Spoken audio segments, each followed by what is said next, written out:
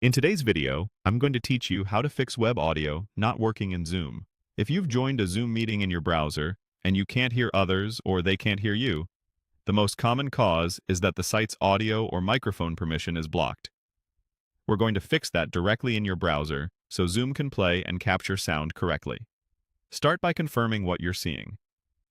On the Zoom web page, look for any audio warning or a crossed-out speaker or microphone icon.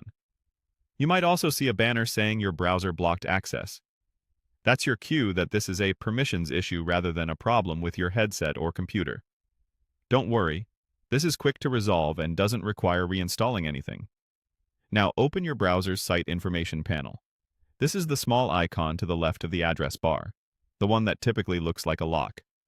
Click that icon to reveal the site controls. The exact look can vary between browsers, but it's always right beside the website address. You'll see a small menu that shows permissions specific to the page you're on. In that menu, find the settings related to sound and the microphone. Depending on your browser, you might see entries labeled Sound, Microphone, or Autoplay. If any of these are set to block or ask, change them to Allow. Some browsers use a toggle, others use a drop-down. Either way, switch it so the site is permitted to use audio and the mic. If there's a list of microphones, choose the device you actually use, like your headset or built-in mic. The key is to ensure Zoom's web page has explicit permission to play and record audio.